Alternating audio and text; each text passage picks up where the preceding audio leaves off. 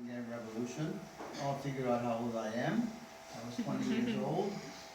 Next, please. Next 40 years I spent in the US getting a PhD and then became professor at Indiana University, Kelley School of Business, of International Business and Economics. Okay, I came back almost 20 years ago to Budapest at the invitation of George Soros. I hope that in this room he's not a bad word.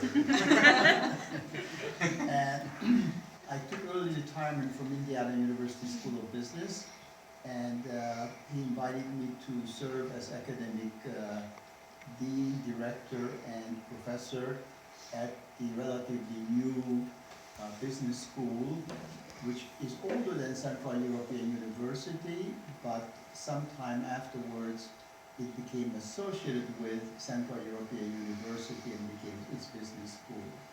Okay, I'm a dual Hungarian-US citizen. Okay, next. Now, I want to say a little bit about the history. This is a celebration. So, maybe the 30 years is not quite accurate, but it seems to me like 30-year association with the Vécsey family and alias. Next, right? So Zoltán Vécsey and I go back almost 30 years because you were at the Corvinus University's Leadership Training Institute, and Indiana University Business School got a project, a USAID project, to help develop that institute. And so I was the project director, and that's where I worked with Zoltán at that time. Next. About the same time, Zoltán was my student, as he explained to me, at Corvinus and at the MA program. And next one.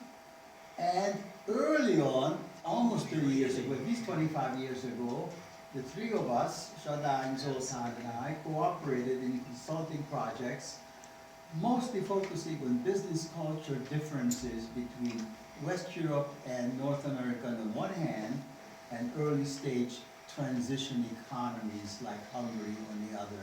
TRE stands for transition economies. Next. Okay. Then this, I like to just tell you about this history. Some of you might not know this entrepreneurial initiative, because when I got to know this family, next one please, they were a traditional what I call jawboning management consultant. Jawboning is a US phrase when you talk. You move your jaw. And it's a traditional jawboning management consulting. And I think that it was Zoltán's initiative, which strongly supported by the other members of the family, to gradually transform this jawboning consulting firm into one that focuses on creating management games. And I think the justification was that he saw that this business segment had a much greater long-term potential than management consulting in your own country, including outside Hungary. And as we heard from Zoltán, as I see Kumar on the web, India, where by the way I taught a few years ago at Mumbai, and Afghanistan, not Afghanistan, but Kazakhstan, and South Africa, and Ukraine, and other places. Not those places where it would pop first into your mind as the places where FLIGBY is likely to be successful, but owing to a combination of circumstances, also successful in those places. Okay, next. Next. And so Zoltán, I remember when he was telling about this, and it's such enthusiasm that he discovered Flow and Mike's Good Business book. Next, please. I was always hugely enthusiastic, but he was even more enthusiastic than his usual self when he was talking about your book and the flow concept, okay?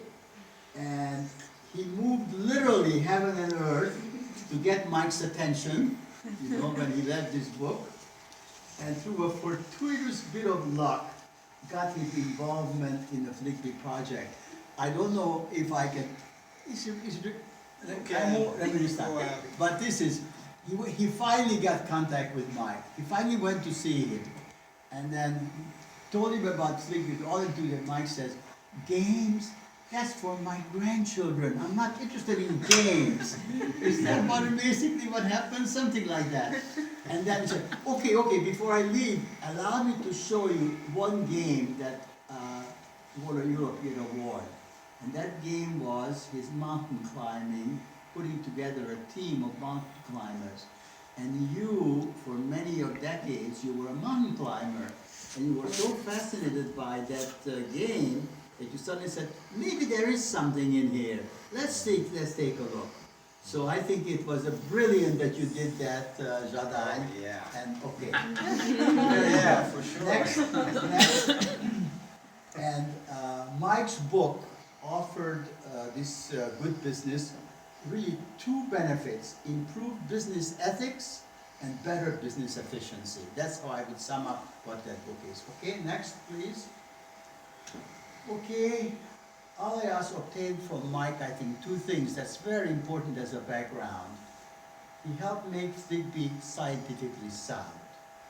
The second thing is his involvement and endorsement by a famous Csikszentmihalyi name gave FLIGBY an instantly recognizable brand value. Okay, next. Okay, I joined the FLIGBY project midway, starting along with Zoltan. Please next. My business school colleague. We tested FLIGBY's beta version in our various MBA courses and gave feedback. Next, please. And then, as we became sort of a team, for practically full time, the three of us, Jadai, Zoltan, and I, over a year in 2014-15, co-authoring this Missing Link Discovered book. Next slide. Here is the cover of the book. You can read the subtitle. Okay. Please next. Now, what is this missing link referred to? And the best way to explain what the missing link refers to in the title is to quote Mike in his essay in the book. He says, you can all read it, but let me read it. FLIGBY is a bridge between my lifetime of scientific work and aspiring and practicing managers and leaders who are interested in my ideas but are not sure how to apply them in practice. So that's the missing link, the title. Next slide, please. Okay, next. Okay, this book has three parts. I'm sure that either you are co-author or you are staff who helped to put the book together, or you read it, or at least you perused it, or at least to handle it. But as a reminder, let me mention that it's three parts, this book. This, the theory, the science, the values, and the measurement of flow and leadership. That's part one. Part two